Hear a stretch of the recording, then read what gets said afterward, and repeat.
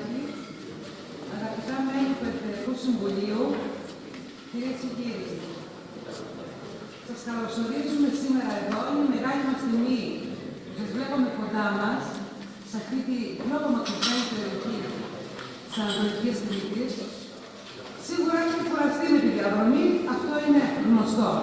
Αλλά σίγουρα όμως αποζημιωθήκατε από την ωραία διαδρομή. Αλλά και πάλι όμως, σίγουρα θα είδατε τα πολλά προβλήματα και το έλλειμμα ανάπτυξης στην περιοχή μας και την πληθώρα των προβλημάτων. Εμείς, σαν παραγωγικοί φορείς, αντιπροσωπεύουμε το μεγαλύτερο επιχειρησιακό κομμάτι, επιχειρηματικό κομμάτι της πόλης μας και σκοπό έχει να βγάλουμε μια φωνή, μια κραυγή αγωνίας, μια ανησυχία για το παρόν και το μέλλον του τόπου μας. Είμαστε κι εμείς ανθρώποι. Έχουμε κι εμείς δικαίωμα. Έχουμε κι εμείς δικαίωμα στην ανάπτυξη. Ακούστε με λίγο. Δεν μπορούμε να βλέπουμε πλέον τα παιδιά μας να φεύγουν, να ξενιτεύονται, να τα χαίρονται άλλοι.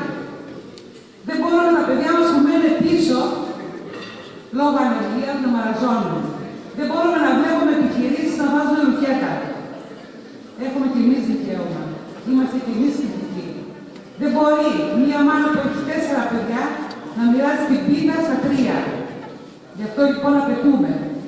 Απαιτούμε να μας αντιμετωπίζετε σαν την υπόλοιπη Κρήτη. Γιατί είμαστε κι εμείς Κρήτη, γιατί έχουμε κι εμείς δικαίωμα, γιατί πλέον πρέπει να πάψουμε να είμαστε οι φτωχοί συγγενείς και να πάρουμε το μερίδιο που αναλογεί και αναλογείται σε εμάς.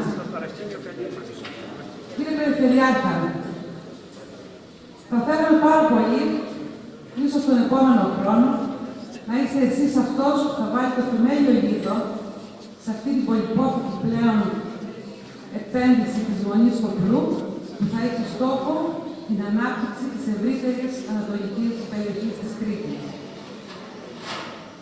Ευελπιστούμε σε αναπτυξιακά έργα, γιατί μόνο εκεί θα μπορέσουμε να επιβιώσουμε στην περιοχή μας, η οποία, δεν σας κρύβουμε, ό,τι ψυχολογεί.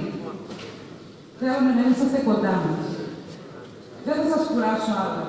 Γίνανε αναφορές πάρα πολλές για τα προβλήματα μεγάλα που αντιμετωπίζει ο τόπος μας. Έχουμε χρέος απέναντι σε εμάς τους ίδιους που είμαστε παραγωγικοί φορείς, αλλά περισσότερο στα παιδιά μας και έτσι πρέπει να το παλέψουμε, γιατί θέλουμε την περιοχή μας να αναπτυχθεί και να τη δούμε όπως της αρμόζει, γιατί είναι μια πανέμορφη περιοχή. Τελειώνοντας, θα ήθελα να σας ευχαριστήσω, να έχετε μια πολύ καλή έκβαση στις εργασίες του Συμβουλίου σας και επίσης να έχετε μια πολύ καλή παραγωγή στον τόπο μας, που πραγματικά είναι πολύ όμορφος και πολύ φιλόξενος.